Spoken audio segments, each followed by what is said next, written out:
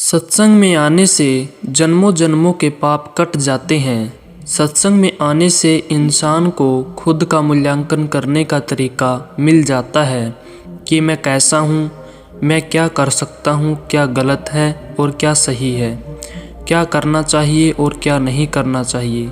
और कोई कह दे तो इंसान बुरा मान जाता है कि मुझे बुरा कहा तो कहा क्यों, मुझे रोका तो रोका क्यों। लेकिन जब संत सत्संग सुनाते हैं, सच्ची बात बताते हैं, तब इंसान को पता चलता है कि मेरे में ये कमियां हैं और ये अच्छाइयां हैं। संत किसी का नाम लेकर नहीं कहते, वो सांझी बात कहते हैं। पता हर किसी को चलता है कि ये मेरे में कमियां हैं और ये मेरे में कमियां हैं। कोई मानकर उनको दूर कर लेता है और कोई ठीक बेशरम बनकर फिर से वही काम करता रहता है। फ़र्क क्या रहता है फिर?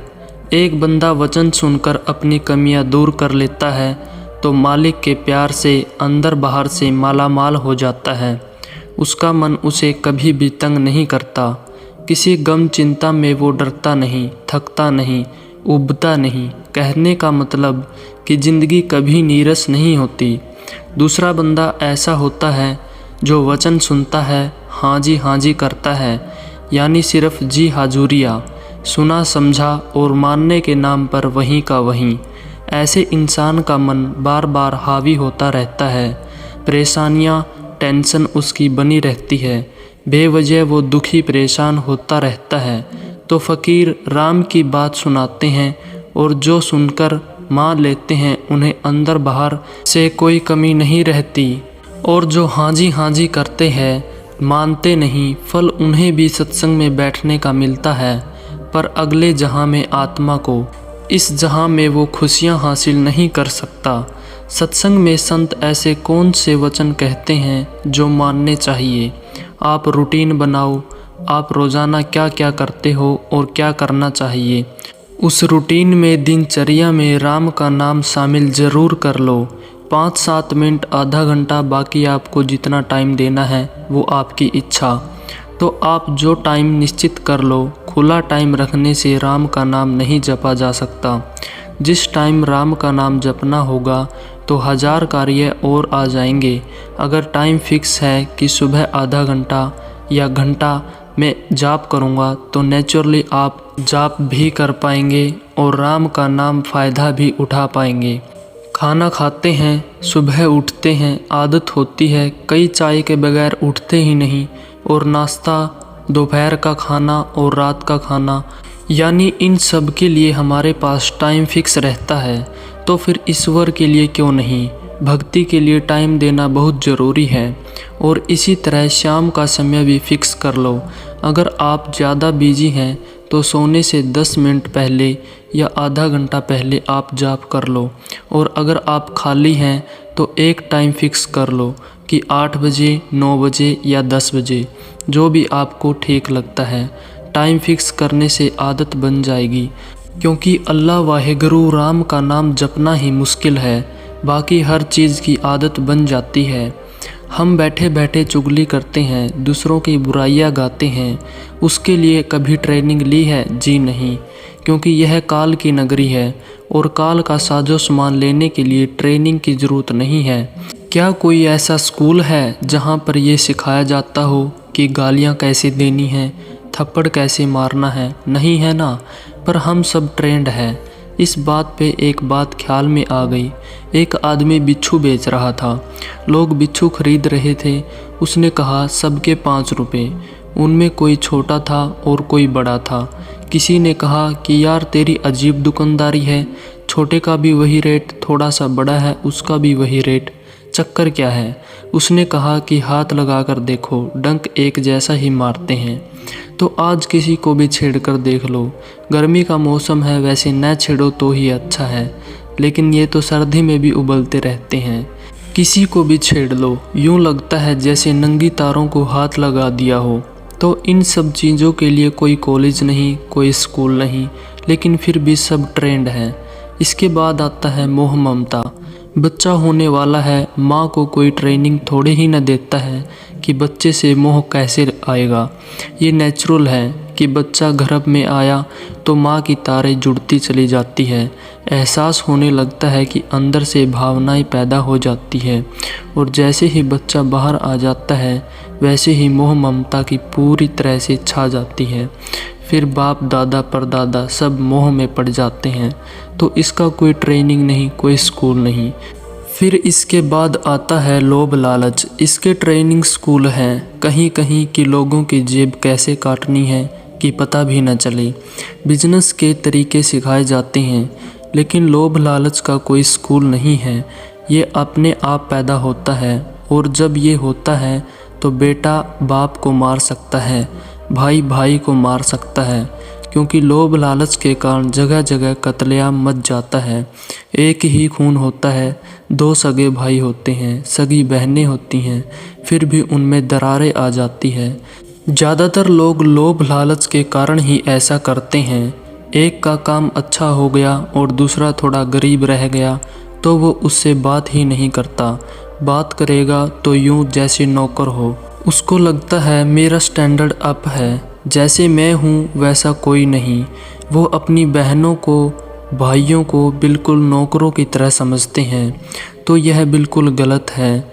इसके बाद आता है अहंकार। अहंकार का भी कोई स्कूल नहीं है। बिना वजह अहंकार करते रहेंगे। थोड़ा सा कोई अच्छा काम कर दिया तो ये होता है कि मैं ये कर दूँ, मैं वो कर दूँ, फिर कई बार थूक कर चाटना पड़ता है। ये बड़बोले न बनो तो क्या ठीक नहीं? ज़्यादा बड़बोले बनते हो, अहंकार दिखाते हो तो दुखी होना पड़ता है। ईगो और गैरत दो अलग अलग चीज़ें हैं। गैरत होती है कि बंदा एक बार प्रण कर ले तो जान जाए तो जाए, पर वो प्रण न जाए। ये है हमारी संस्कृति। पीर फकीर के सामने कोई प्रण कर ले तो फिर तो बदलने का कोई मतलब ही नहीं कि हाँ मैं ये कर्म नहीं करूँगा। तो भूल जाओ कि वो कर्म है भी। जो ऐसा करते हैं वो इस जहान में अगले जहान में रूहानियत की बहुत ऊंची पदवी को हासिल करते हैं। यानी यहाँ तमाम खुशियाँ मिलती है, बेगम रहते हैं, खुश रहते हैं और अगले जहान में भी माला माल रहते हैं। अहंकार को मार है। जो कोई अहंकार करता है उसे मार पड़ती है।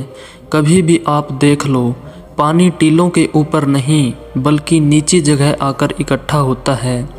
पानी पहाड़ों की चोटी पर नहीं रुकता बल्कि नीचे बनी झीलों में आकर रुकता है। फल जितना ऊंचा होगा पेड़ को उतनी ज़्यादा क्षति होती है, क्योंकि उसको तोड़ने के लिए लोग कभी पत्थर मारते हैं, कभी कुछ मारते हैं। आजकल तो नई टेक्निक आ गई है, लेकिन पुरातन समय में पेड़ की टहनियाँ ज़्यादातर टूटती थी। तो अहंकार को मार है, कभी भी अहंकार ना किया करो। इंसान में कमियां खुद में होती है और हम निकालते हैं अल्लाह वाहिगुरु राम में। अब तो हमें फिल्म में भी देखने को मिल गया कि जो अमली निकाल रहे थे भगवान में कमियां, भगवान में कभी कमियां नहीं हो सकती। आदमी गलतियों का पुतला है, इसमें कोई दो राय नहीं। लेकिन आदमी का अहंकार ऐसा होता है कि वो अपनी कमियां नहीं मानता बल्कि संतों में भगवान में कमियां निकालता रहता है और पापों का भागीदार बनता रहता है। इसलिए अपने गिरेबान में देखिए, कहते हैं ना कि अपनी चारपाई के नीचे निगाह मारनी चाहिए, दिए तले अंधेरा। दूसरों को ज्ञान देने से बेहतर है कि पहले खुद उस ज्ञान में डूबकर अपने आप को पवित्र बना लो, फिर दूसरों को ज्ञान दो। आजकल ये बातें आम होती हैं। बात पे बात ख्याल में आ गई कि आप जहाज़ में बैठते हो, वहाँ एक अनाउंसमेंट होती है कि ऑक्सीजन की कमी आ गई तो मास्क बाहर आ जाएंगे। किसी और का मास्क चढ़ाने से पहले अपना मास्क खुद चढ़ा लो।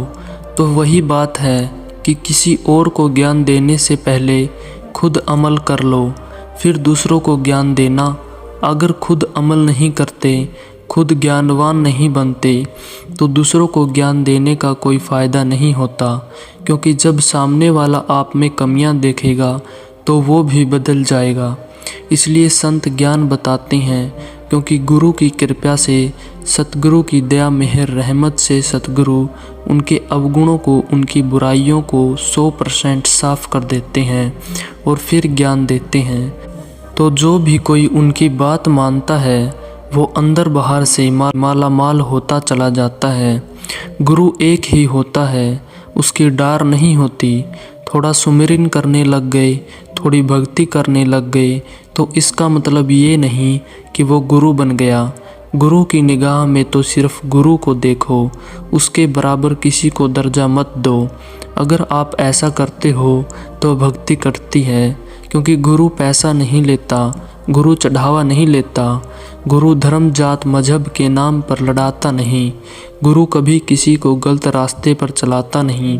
इसलिए गुरु मानते हो अच्छी बात है, पर गुरु की भी मानो ये उससे भी अच्छी बात है। सिर झुका देना, सजदा कर देना ये रीत है, ये इज्जत करने का एक तरीका है। लेकिन वचन मान लेना ये रूहानियत में तरक्की करने का एक तरीका है। इसलिए दोनों का एक साथ होना ज़रूरी है, क्योंकि अगर भगवान के लिए सत्कार नहीं तो भावना पैदा नहीं होती, और भावना नहीं तो बिना भावना के किया गया सुमरन किसी काम का नहीं। जब आप राम का नाम जपते हो तो राम में ध्यान दिया करो। सत्संग में बैठे बैठे लोग अपनी निगाह को घुमाते रहते हैं। अब आपकी आंखें हैं, जितना मर्जी घुमाओ, लेकिन इन आँखों की एक गड़बड़ है कि जिस चीज़ को देखती है उसका मोह पैदा कर देती है।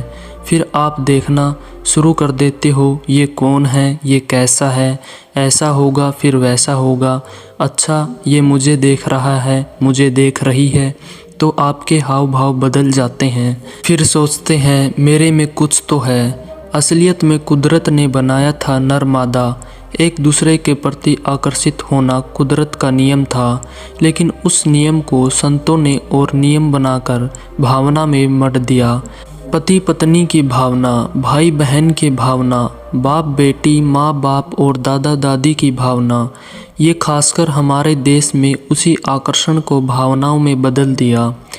अदरवाइज पशुओं की तरह एक ही स्त्री पुरुष की भावना रहती। इसलिए संतों का जितना धन्यवाद करें उतना कम है। उन्होंने भावनाओं को एक नाम दे दिया। जब हम देखते हैं तो हमारी भावनाएं उसका रूप ले लेती है। लेकिन कई लोग ऐसे होते हैं जिनकी भावनाएं बेलगाम होती है। वो उसको भी देखते हैं, बस एक ही भावना होती है, काम वासना, गलत सोच, नेगेटिव विचार। हर समय वही भावना चलती रहती है। लेकिन इससे तंग होने की या परेशान होने की आपको ज़रूरत नहीं है। बस सुमरन करके रोज़ प्रार्थना करो कि हे भगवान, मेरे में जो गलत भावना आई उससे किसी का बुरा न हो, मेरे गलत सोचने से वो गलत काम न हो। तो इस तरह थोड़े से समय में हम अपनी भावनाओं का शुद्धिकरण कर सकते हैं। भगवान का प्यार किसी को गुमराह नहीं करता, धोखा नहीं देता, दुखी नहीं करता। अरे भगवान का प्यार तो सांप को हार में बदल देता है और जहर को अमृत में बदल देता है। पर कोई उससे प्यार करे तो सही, पैसे से प्यार, ज़मीन जायदाद से प्यार और पता नहीं किन किन चीज़ों से लोग उलझते रहते हैं। हम ये नहीं कहते कि इनसे प्यार मत करो, करो लेकिन हद से न गुजरो। अगर आप हद से गुजर जाते हैं तो आप दुखी रहते हैं। कहा भी जाता है कि हद से ज़्यादा बोलना अच्छा नहीं है और हद से ज़्यादा चुप्पी अच्छी नहीं है। हद से ज़्यादा अच्छी नहीं बरसात और हद से ज़्यादा अच्छी नहीं है धूप। आप धूप में बैठ जाओ, जैसे पकोड़े तलते हैं वैसे आप तले जाओगे। ज़्यादा बरसात में बैठ जाओ तो चमड़ी छिल जाएगी।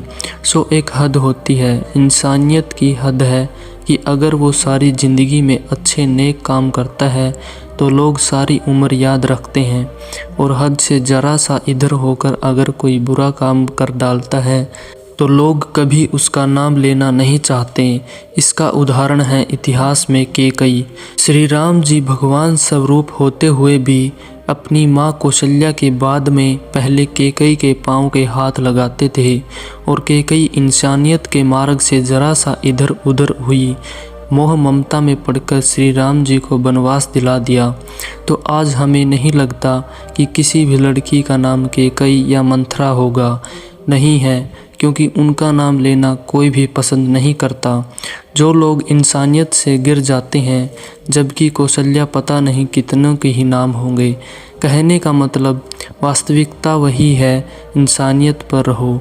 इंसानियत से हट गए तो आप दुखी रहते हो, परेशान रहते हो। दिल में भावना रखो दूसरों को खुश करने की, लेकिन उसे खुश करने के लिए अगर मर्यादा भंग होती है, अगर इंसानियत से हैवानियत में आप जा रहे हैं, तो कभी भी किसी को खुश करने की ज़रूरत नहीं है।